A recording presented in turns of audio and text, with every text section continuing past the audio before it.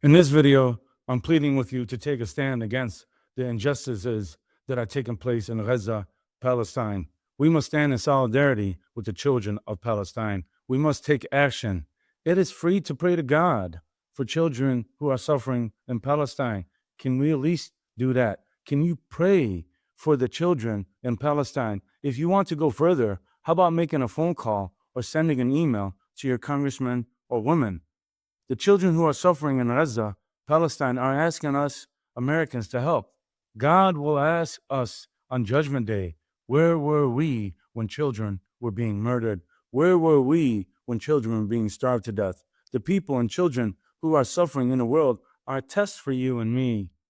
To have a clear conscience, we need to do something like boycotting products that destroy humanity. And here are the reasons why we should stand with orphans and the people who are innocently being murdered in their own lands. The children of Gaza, what the UN Commission says, according to an independent United Nations Commission of Inquiry, whose findings are summarized by journalist Maureen Clare Murphy, who is part of the Electronic Intifada.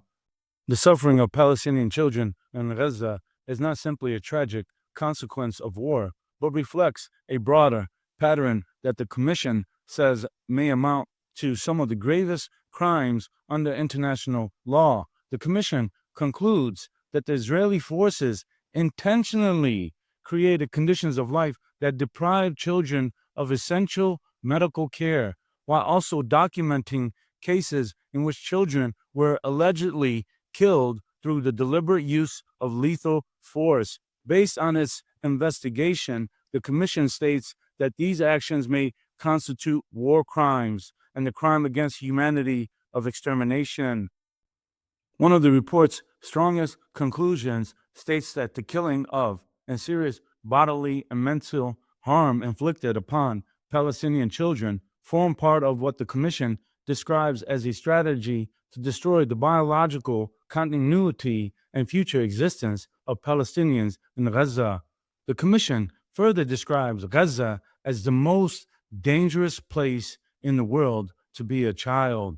According to the report, at least 20,179 Palestinian children had been killed and 44,143 injured during the period it examined.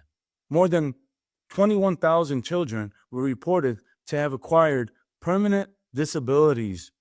More than 5,000 children under the age of 5 were among those reported killed, including about 1,000 infants under 1 year old and 420 newborns. The report also cites estimates from Save the Children that more than 5,000 children bodies remain beneath the rubble or are still missing. The Commission also documents allegations involving advanced military technology. It references testimony regarding Unit 888 of the Israeli military, also known as the REFAM or Ghost Unit, which operates armed quadcopters. The report cites medical personnel who describe repeated cases of children arriving with precise gunshot wounds.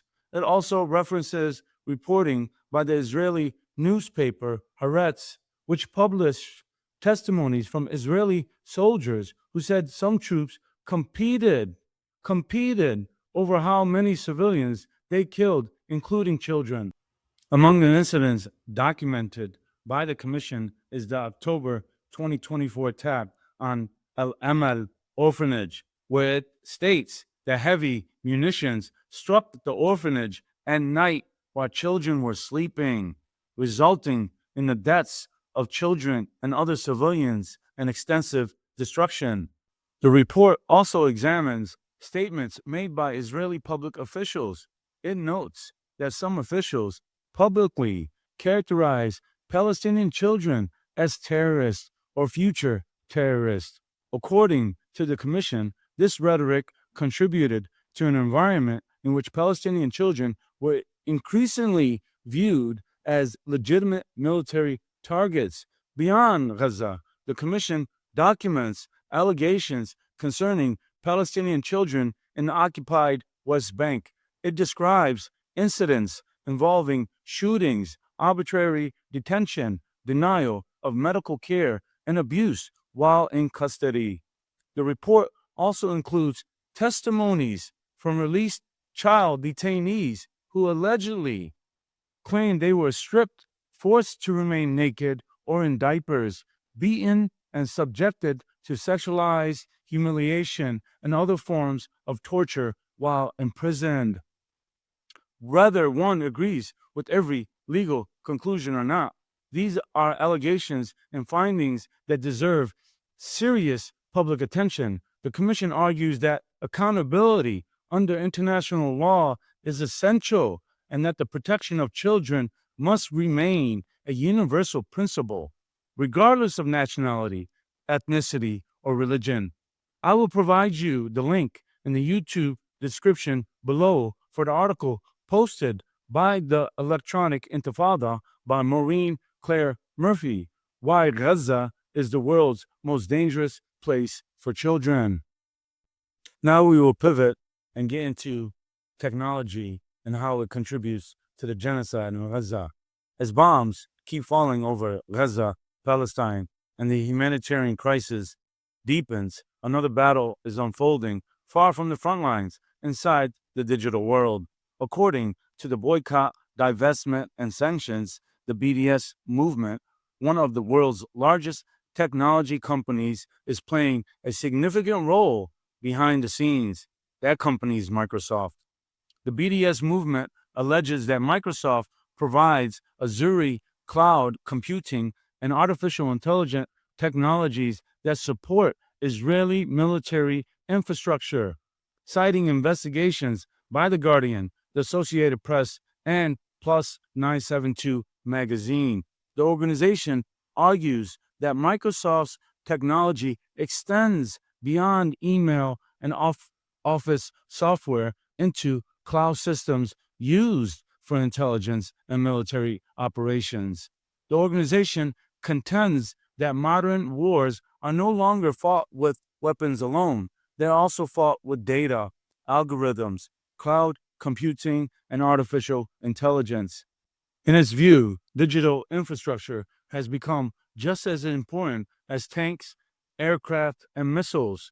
The BDS movement further alleges that Microsoft has continued these business relationships despite international legal scrutiny over Israel's military campaign in Gaza, Palestine. It also claims the company has failed to adequately respond to employees who have raised concerns about these contracts. For the BDS movement, the issue is about more than technology, it's about corporate responsibility. It asks a difficult question. When technology helps power military operations, where does innovation end and accountability begin? In response, the Palestinian-led BDS movement is urging consumers and institutions to apply nonviolent economic pressure. The campaign encourages people, where practical, to boycott Microsoft consumer products, call for institutional divestment, and oppose new contracts with the company until, according to the movement, Microsoft ends its involvement with the Israeli military operations. Whether one agrees with the campaign or not, it reflects a growing global debate over the responsibilities of multinational technology companies in times of war. As artificial intelligence becomes increasingly woven into military strategy, one question continues to echo around the world. Should technology companies be held accountable for how their products are used in armed conflict? In conclusion, please take the time to go to trackapac.com and see who your congressional leaders are who have been bribed by a foreign institution that represents Israel. APAC, for decades, has been a powerful foreign lobbyist group that has been bribing our U.S. Congress to vote for foreign policy that gives our tax dollars to Israel and military weapons that have been used to kill innocent people and children in Palestine. I will leave all the links in the YouTube description below. Remember, freedom is not a spectator sport. You must get on the front lines and fight for what's right. If you have learned anything from this video, please subscribe to the WRIDERS channel. We will never stop fighting. Resistance is speaking truth to power. Peace.